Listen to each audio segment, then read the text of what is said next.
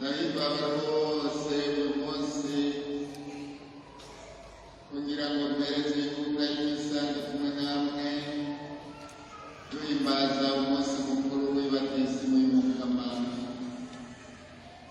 Ndahimbarwa nuko dutewe iteka n'abashyitsi baje batugana mugabo nabo nyene bisanga muri iyi ngoro y'Imana kabiri umuryango wa Ekleziya. Turi kumwe n'abo umuhisi Padiri Romuald Karengera yari yegukiye diyoseze kandi n'uno munsi yegukiye diyoseze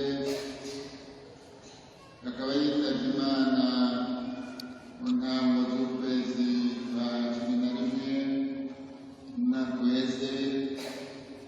Abo rero yabereye umuvyeyi w'umutima ababishoboye turi kumwe ngaha bazanywe kugira ngo dusangire kumwibuka tumusabire, bakazanwa kugira ngo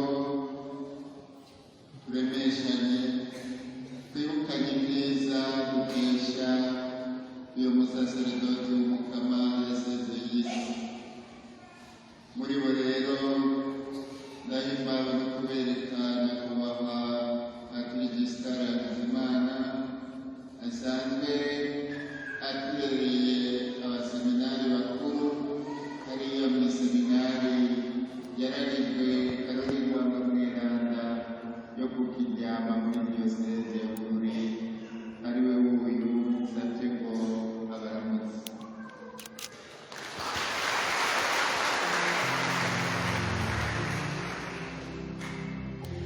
Tukaba kumwe na nyakubahwa Padiri Timote Minani asanzwe yegukiye diyoseze mu barangurira ubutumwa muri paruwasi Yozefu Mweranda ya Rudere, nawe nyene aharugwa muri abo barezwe na Padiri Romuald Karengera.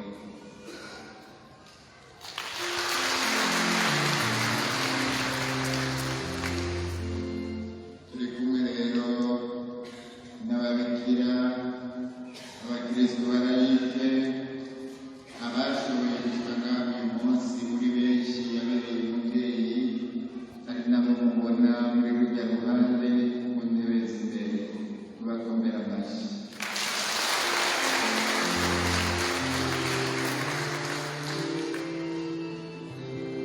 Maze rero bavukanyi twitegurire kwakira uwadukijije, yanatumye na mwebwe mumenyana na Padiri Romuald Karengera. Twitegurire kumutega abiri mw'ijambo atugaburira, duheze tubamukirwe no kumwakira mu isakramento y'Eucharistia. Nibwo buryo burengeye ubundi bwose bwo guhimbaza uyu munsi mukuru w'ibatisimu y'umukama. Tubanze dusabe ikigongo n'ibicumuro byacu. Ndiyega ku Mana mushobora byose no kuremera kuko nacumuye cyane mu bwiyumviro, mu mvugo, mu ngiro no mu kwiyubahiriza nategerezwa. Niko naracumuye, ncumura mbizi, ncumura n'ibigirangana. Nico gituma nabaza Mariya muhimbaza muyanda muhira n'abamarayika n'aberanda bose, namwebwe bene wacu ngo munsabire ku Mukama Imana yacu. Imana mushobora byose nitugirire ikigongwe, maze niyamara kuturekurira ibicumuro byacu tugabire ubuzima budahera.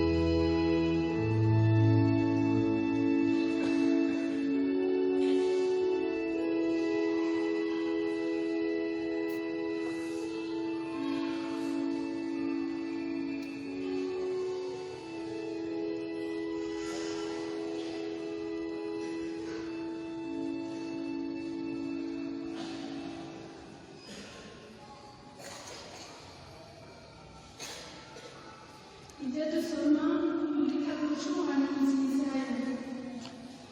Humuriza igihugu canje, nimusubize umutima mu nda abanyayerusalemu.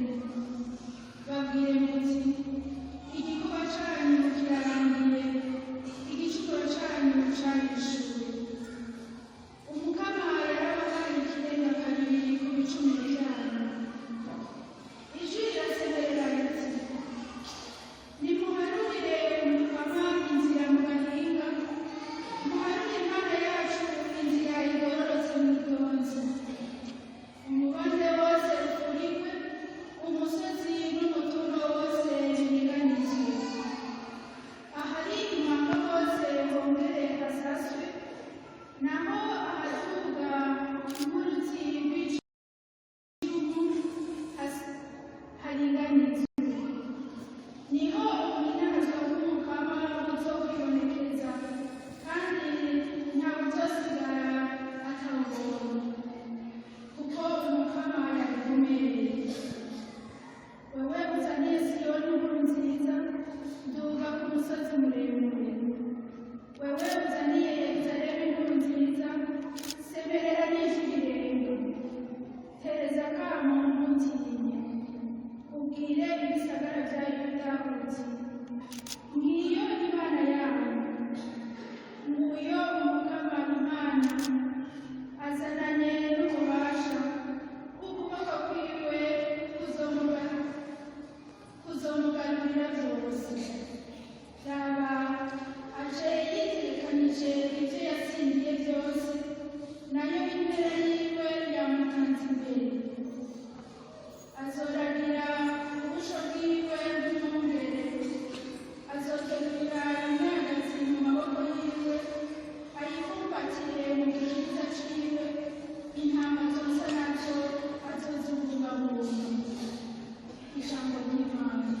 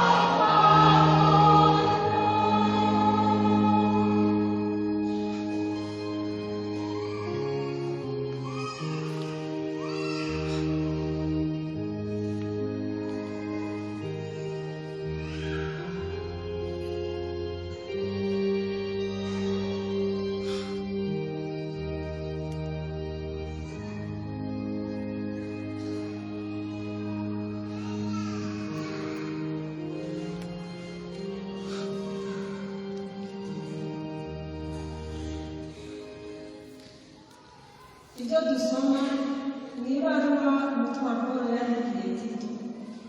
Mukunzi wanjye, urukundo Imana yadukunze, soko ry'ubukiriro bw'abantu bose, rwibonekeje mu bantu. Rutwibutsa guheba akabi kose no guhunga ibihenda amaso byose, kugira ngo ubuzima bwa hano ku isi tubukoreshe twigerera, tube intungane, twongere tuyoboke umubyeyi.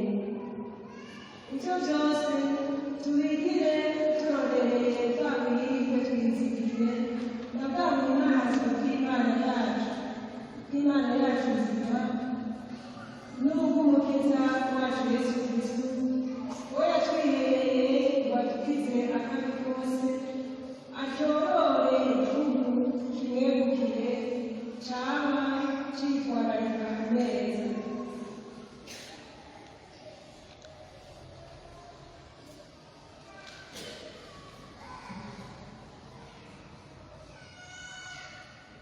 Umunsi Imana umukiza wacu yerekana impuhwe n'urukundo ifitiye abantu,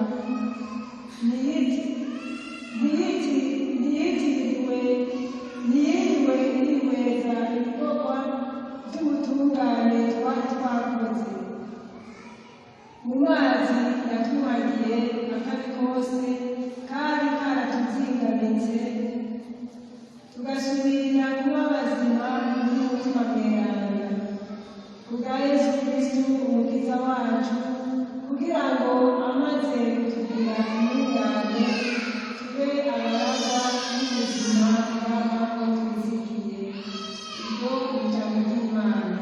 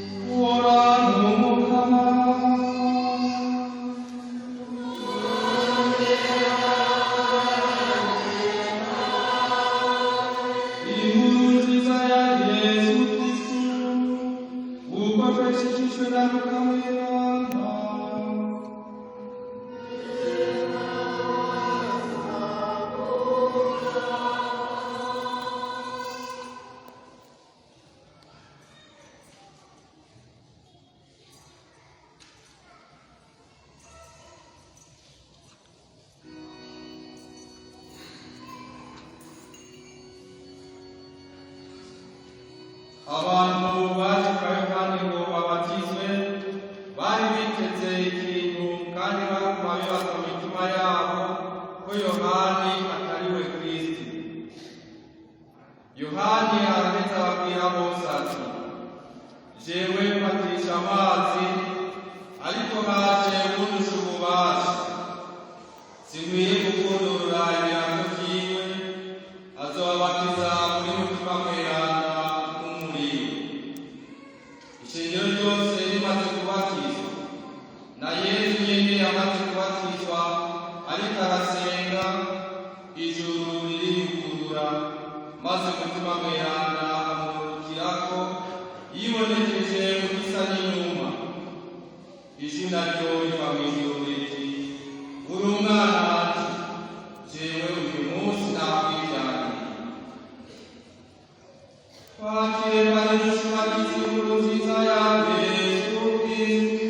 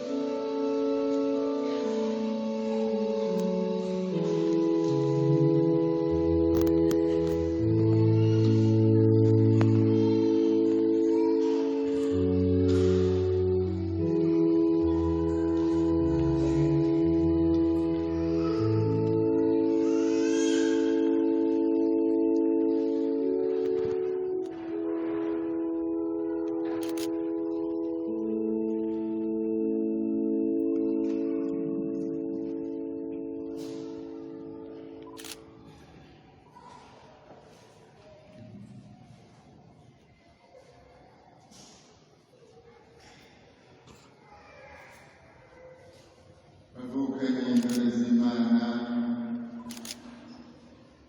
nimuze dusangire gutangarira ingene Ekleziya itugaburiye ijambo ry'Imana kuri uyu munsi mukuru w'ibatisimu y'Umukama. Duteko twakire iyo mfungurwa tuyinogore. Ekleziya ishimye ko twishyira mu kibanza cya Yerusalemu. Iyo Yerusalemu umuhanuzi Yesaya yahojeje agira ati, ndi Imana yanyu, nguwo Umukama Imana azanye ububasha, kandi ukuboko kwiwe gutuma aganza byose.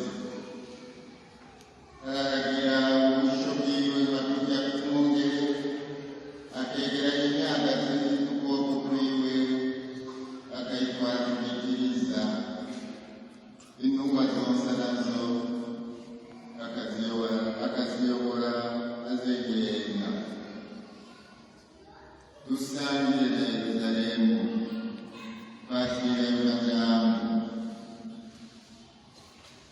Ekleziya mbere ikishima kongera ko uwo Mukama Imana nzimanye ari Yesu Kristo, yitanze ku bwacu kugira ngo adukize akabi kose, kandi atoroye igihugu ngo kibikiriwe bwite, igihugu gishashaye ibikorwa byiza.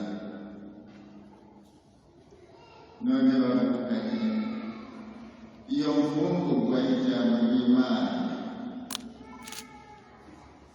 murabona ko twizimanywe turi ngaha Muyinga nk'abasangwa, mugabo turi kumwe n'ababashitsi baje batugana kubera ubumwe bumwiwe n'umuhisi Patiri Romuald Karemera yababereye bose umuvyeyi w'umutima. Turi Muyinga,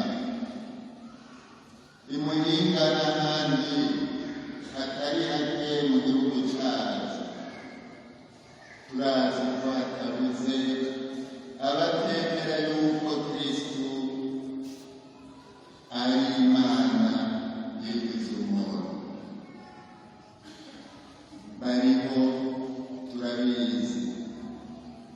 bamwe muri bo baremera ko ushaka yuko umuhanuzi yahabaye, mugabo ntibemere ko ari mwene Imana, hari Imana nka se. None imfungurwa y'ijambo ry'Imana n'intukaburire kuko udaterwa isoni n'uko kwemera. Uno munsi mu kutugaburira ijambo ry'Imana, Ekleziya ishatse kutugaburira uko kwemera. Ntitwibukijwe gusa natwe yuko Kristo ari ingabirano y'Imana izanye gukira abantu bose, mugabo Ekleziya iyo irongera iratubwira iti ni Imana nzima yitanze ubwacu kugira ngo tugire akabi kose, duhebe ububisha n'ibyifuzo by'isi, kugira ngo turabe ubwitonzi mu butungane no mu kubaha Imana kuri iyi si y'ubu, turindiriye ko agaruka agasubira kutwiyereka yuzuye ubunenahazwa bw'Imana nyene. Ntitugaterwe isoni rero n'uko kwemeza ko Yesu w'i Nazareti, Kristu abayahudi bari biteze, ari Imana nka se, ni Imana y'ukuri, akaba n'umuntu w'ukuri. Yaratwiyeretse ahera mu ruzi rwa Yorodani, adatewe isoni n'ukuba hagati y'abacumuzi, kandi we atagira abatutsi. Uko atatewe isoni n'ukuba hagati y'abacumuzi nkatwe, niko natwe tudakwiye guterwa isoni no kwemeza ko ari Imana yigize umuntu. Ekleziya rero yitwibukije uyu munsi ngo tumenye ko uyu mwana w'Imana yigize umuntu yaje kuduhishuka ikigowe cy'Imana, yaje kukitubyarizamo ngo twiyubure tube bashaka. Kandi noneho ntiyahereje aho, kuko mu kutugaburira ijambo ry'Imana nyine ikitwerekeza kuri Yohana Batista, yashinze n'ahagira ati jewe abanje ndabaratisha amazi, ariko agiye kuza uwundusha ubukuru, mbere sikwiye gupfundurira imigozi y'inkweto ziwe, niwe azobabatirisha umutima mweranda n'umuriro. Abenshi muri twebwe twarabatijwe, twarasuzwe kuba abahanzi gatatu ku izina ry'umutakugerana, Data, Mwana na Mutima mweranda. Uyu munsi mukuru rero twibutse bavuga yuko iyo bagize mu bahawe atari amazi akurisha y'umubiri, kumwe Petero mweranda abitwigisha, n'isezerano y'urukundo twagiranye n'Imana. Imana iri kugabira umutima wayo ngo tube abana bayo bwite.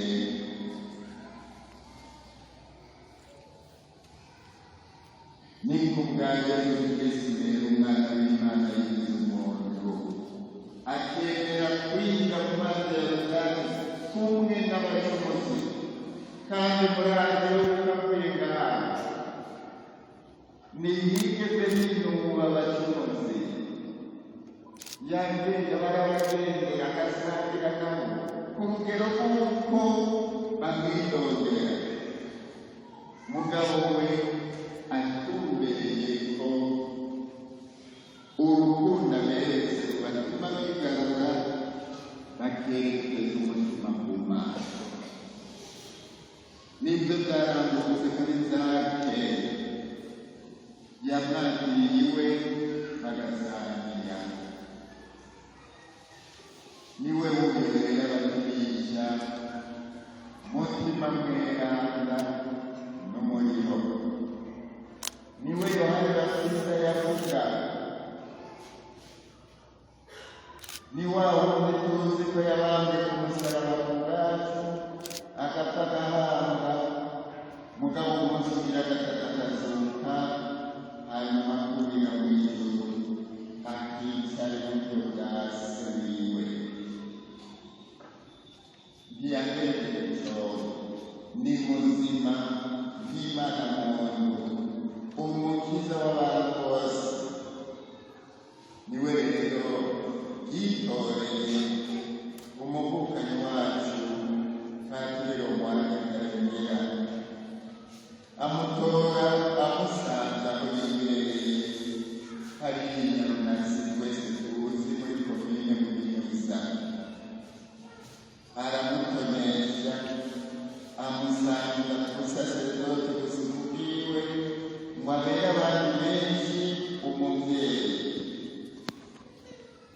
Iryo torwa n'ubwo butumwa bwiwe ndabivuze kuko mpimbawe n'uko turi kumwe n'abaha yabereye umubyeyi. Aba mubona bari ngaha ntibashika ku nganda n'uko Patiro Mwana yoba yarabagabiye inka, amafaranga cyangwa ibindi byiza bihayagirwa kuri iyi si. Baje nyabona kuko yaba yagiye Yesu Kristo, kandi akabafasha kumenya kumukundira ngo ababere umukiza. Nicyo tubashikane ngaha. Iyo Yesu ataba ari muzima, ibyo ntibyari gushoboka. Patiro Mwana yari gushobora kuvuga amajambo na meza n'urushaka ashika umutima, mugabo yashobora kubuya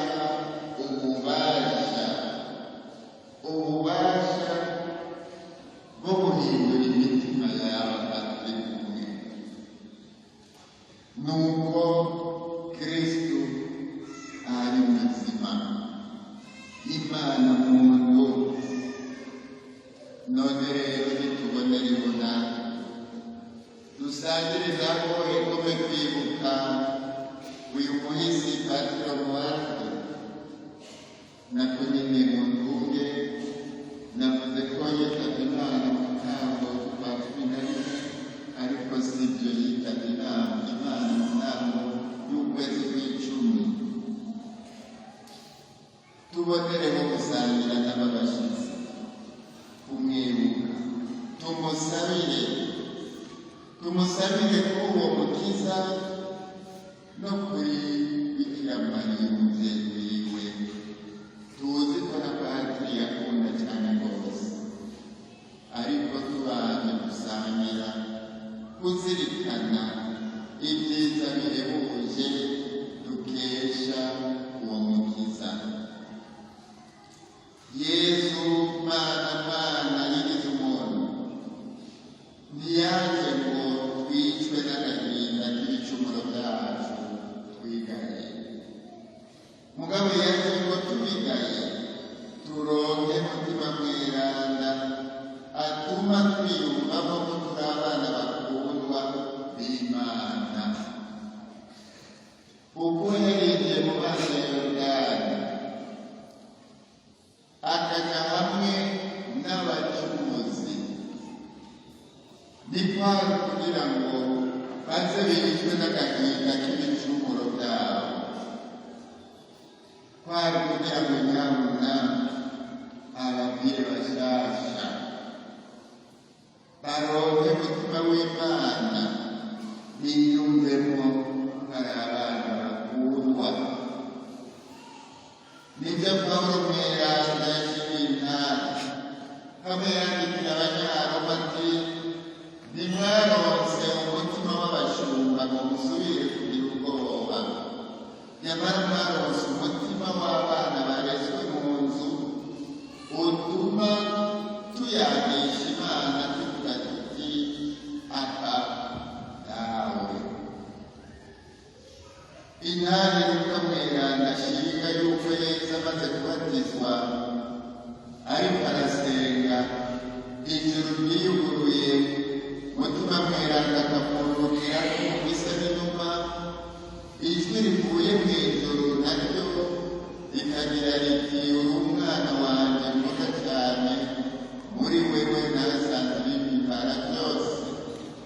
Iyo ntare nituyakire yitwerekeye natwe nk'ako nk'uko inama nkuru y'Ekleziya yabereye i Vatikani ubugira kabiri yabemeje mu kwigira umuntu wiwe, jambo w'Imana yameze nk'umunsi umwe na zina muntu wese. Ibyo yabwiwe rero ari mu ruziga runaka bitwerekeye twese. Ibyo yabwiwe muri iryo jwi byabwiwe zina muntu wese. Nibibereye rero ko tubandanya kwifata nk'abashumba b'Imana, turi abana b'Imana ku bwa mutima twagabiwe. Naho turi abacumuzi, turi abana Imana ikunda kandi yifuza ko bopfama bayikundira. Nk'uko Pawulo mweranda yabizirikanye bikamunyura, niko natwe dukwiye kubikundira bikadukorako. Aho ubwiza bw'Imana umukiza wacu n'urukundo ifitiye abantu bibonekeye, ntiyadukijije irata ibikorwa by'ubutungane twashoboye gukora, ariko yadukijije kubw'ubuntu bwayo mu kutwuhagiza ivuka rya kabiri n'iremwa rya kabiri muri mutima mweranda yaducunguriyeko iciye kuri Yesu Kristo umukiza wacu. Uyu munsi mukuru w'ibatizo y'Umukama nutubera kari ko kumukundira ngo ashobore kwemera kwacu. Twoye kwitwaza ibikorwa byiza twibwira ko dushoboye gukora, mugabo twitwaze ubukengurusi. N'ubu murabona turiko turahimbaza isakramento ry'Ukaristiya, ni isakramento ry'ubukengurusi. Nitwaje kurakira Imana ibyiza tuzokwibwira ko twakoze, ku buryo twohava duhindukira tukayishyuza, murabona ko nakoze no muri Amerika. Oya, Imana idukiza kubw'ubuntu bwayo kugira ngo tugeze mu kanyamuneza, mu kwizindira tudatetereza, tugeze mu mahoro, twaje dukenguruka. Nagira sojere rero ndababwira nti uyu munsi mukuru w'ibatizo y'Umukama nudufashe kwigira inama nyayo yo gusenga koko Imana nk'abayikunda bakayikundira. Tuvavanure ya mpengamiro mbi yo gusenga Imana ubwoba, tukayisenga nk'abarya cyangwa abacangero. Tuyisenge twifuza gusa nayo mu buryo bwayo bwo gukunda abandi. Niko Kristo, niko kwemera ushoroye ugororotse ibisigaye ubaruka kandi bikirigeze muri twebwe twakwifaza ibikorwa byiza turibagira ko inema y'Imana n'ibyara ibyo bikorwa byiza mu buzima bwacu. Ese rero twokwama n'ubukenguzi tugahimbarwa koko n'ukwemera kwacu, ntidutere isoni n'ukwemeza ko Yesu w'i Nazareti ari Imana, Imana Data n'umutima mweranda, ko twarugabiwe kugira ngo dusangize ku iteka ryiwe ryo kuba umwana w'Imana, tugende mu kanyamuneza n'amahoro. Amen.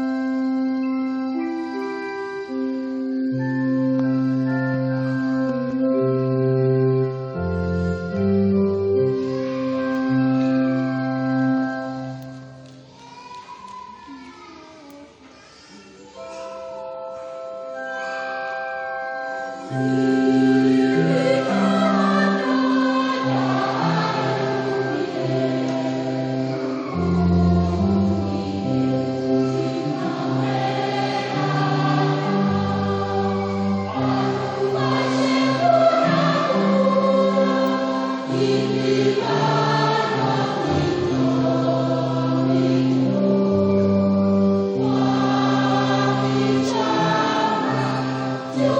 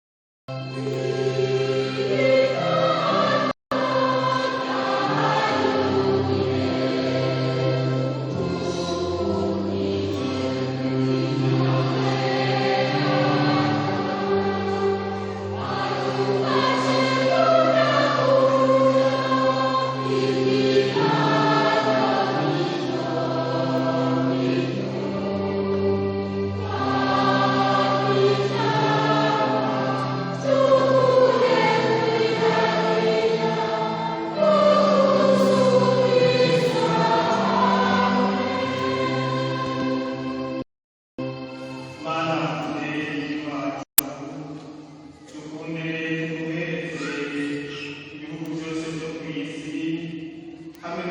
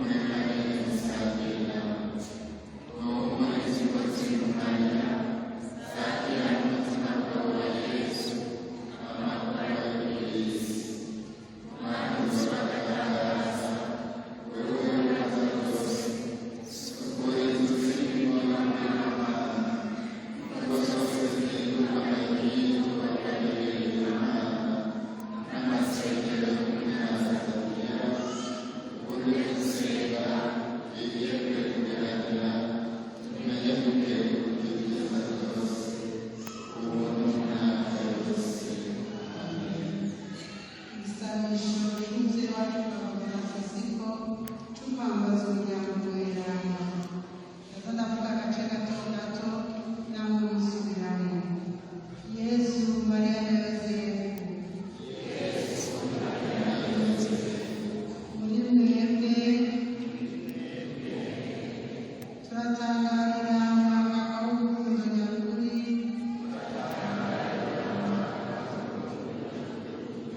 nicyo gituma tuberekeje amaso n'umwizero mwinshi. nicyo gituma tuberekeje amaso n'umwizero mwinshi.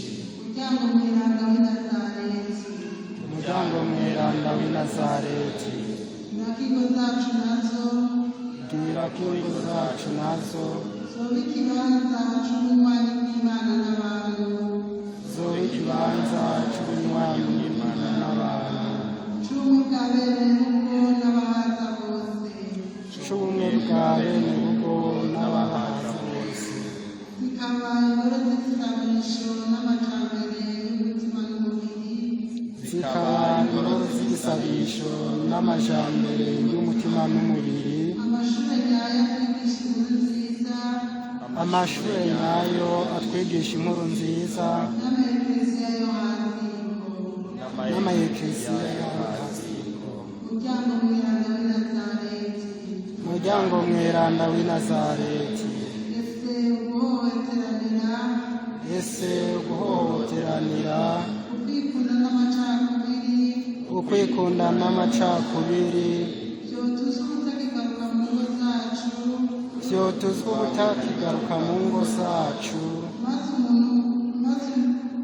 umuntu yakomeretse canke agatsitazwa n'ivyo yagiriwe, maze umuntu yakomeretse canke agatsitazwa n'ivyo yagiriwe, ashobore gukira no kuronka ubuhoza n'ingoga. ashobore gukira no kuronka uruhoza n'ingoga. Umuryango mweranda w'i Nazareti, kabura mu mutima wa zina muntu wese,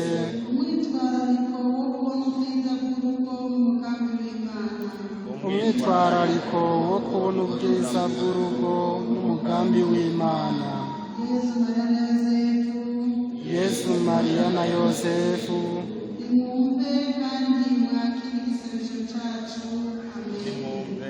nimwumve kandi mwakire igisabisho cacu. Amen.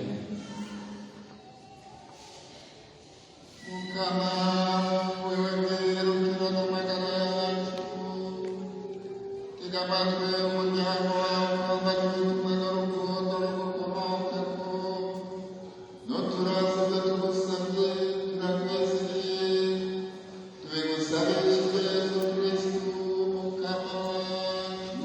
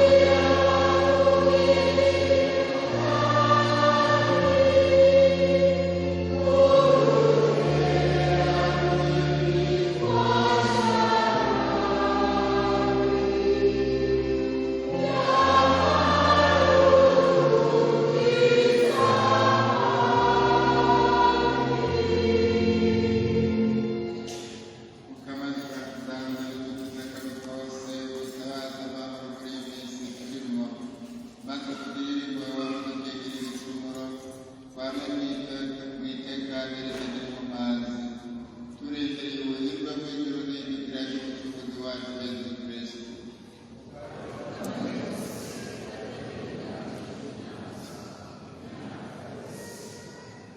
Kama Yesu Kristo waambia watumwa wake wasigaranye amahoro nawe amahoro yanjye, turabe ibicumuro byacu turabanyabura kwemera mu Kiliziya yawe, ibitabaza amahoro n'ubumwe maze ijambo ryawe rirambuke.